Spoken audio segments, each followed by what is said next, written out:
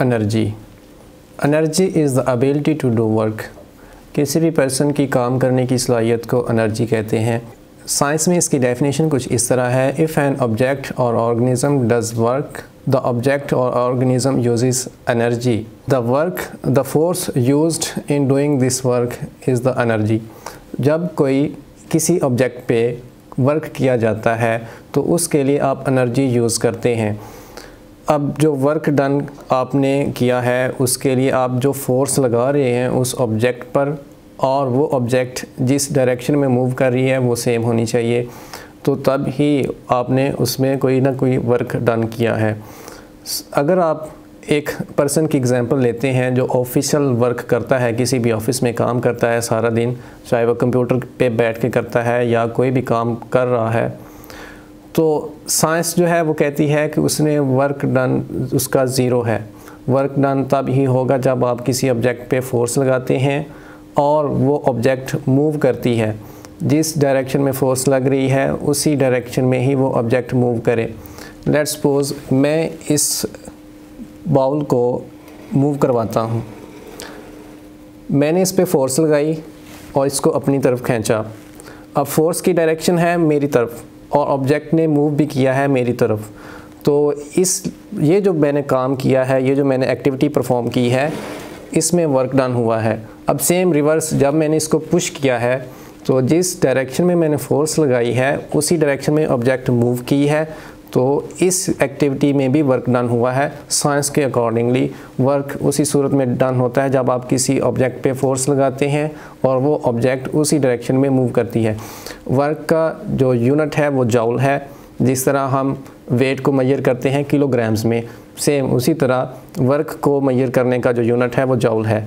Similarly जो energy है इसका डायरेक्ट कनेक्शन होता है वर्क के साथ, तो एनर्जी को मेजर करने का जो यूनिट है वो भी जॉल है। एनर्जी की डिफरेंट फॉर्म्स हो सकती हैं, heat energy, chemical energy, electromagnetic energy, nuclear energy and the last one mechanical energy. इनको हम वन बाय वन डिस्कस करते हैं कि ये क्या होती हैं। सबसे पहले हीट एनर्जी। सनलाइट जो है, अब उसकी जो सूरज की रोशनी जब आती है, आप गर्मियों में जब धूप में बैठते हैं तो आपको गर्मी फील होती है। उसकी वजह यह है कि जो सन रेज़ हैं उनमें हीट एनर्जी होती है। इसी तरह जब आप आग लगाते हैं, फायर चलाते हैं, तो उसमें भी हीट एनर्जी प्रेजेंट होती है। अब हीट एनर्जी फ्रिक्शन के दौरान भी जनरेट की जा सकती है। लेट्स सपोज कि आप एक बाइक पे जा रहे हैं और काफ़ी स्पीड में जा रहे हैं और एकदम से आप ब्रेक लगाते हैं।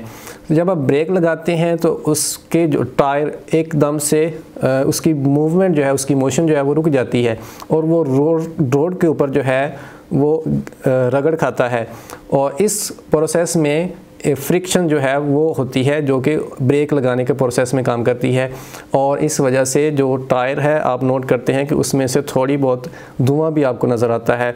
और ये जो धुआं है, क्योंकि वो फ्रिक्शन की वजह से हीट एनर्जी वहाँ पे जनरेट हुई है, इस वजह से वो वहाँ पे आपको धुआं भी नज़र आता है।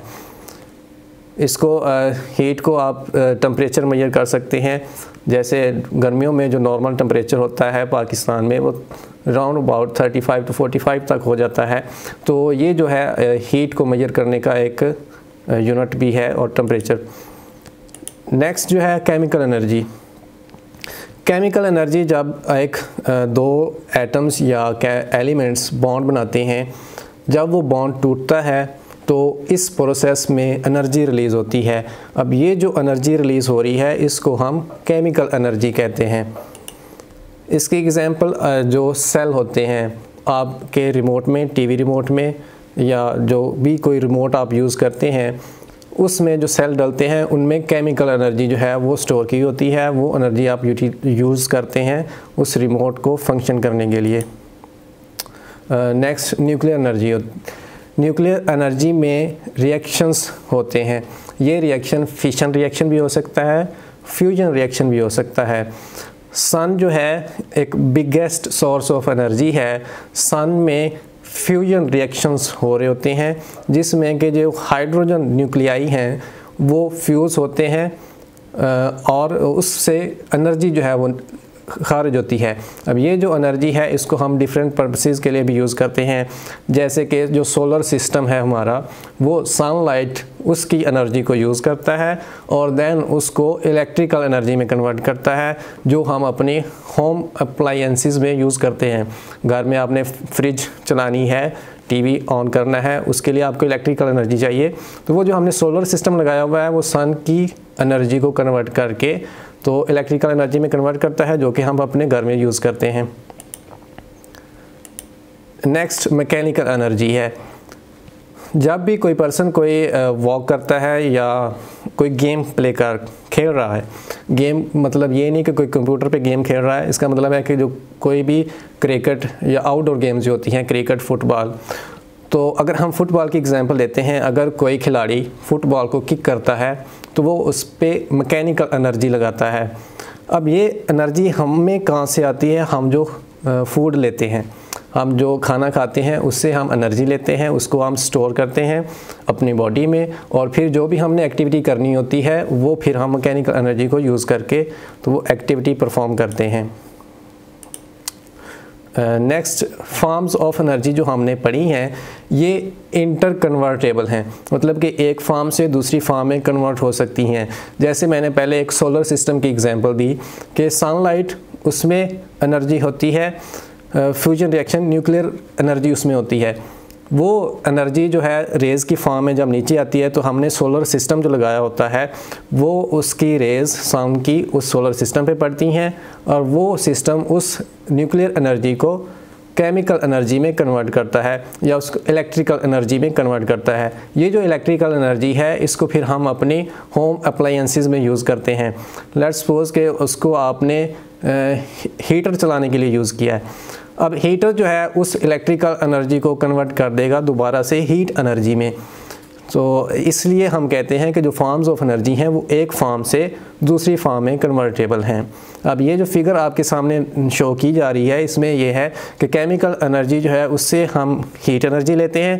केमिकल एनर्जी में जो सन की तरफ से आ रही है उसमें न्यूक्लियर रिएक्शन हो रहे होते हैं और उसमें उससे केमिकल एनर्जी जनरेट हो रही होती है और उसको हम यूज़ करके हीट एनर्जी में कन्वर्ट करते हैं। अब ये जो हीट एनर्जी है इसको हम टरबाइंस को रन करने के लिए हॉट स्टीम को यूज़ करते हैं और उसको टरबाइंस को रन करने के लिए यूज़ करते हैं। जैसे हाइड्रो पावर प्लांट जो होते हैं उसमें टरबाइंस लगी होती हैं जो कि रन करती हैं और उससे जो है फिर मैकेनिकल एनर्जी जनरेट होती है। अब ये जो मैकेनिकल एनर्जी है टरबाइन के रन होने से ये फिर कन्वर्ट होती है इलेक्ट्रिकल एनर्जी में और ये वाली इलेक्ट्रिकल एनर्जी जो है हम अपने घरों में इस्तेमाल करते हैं।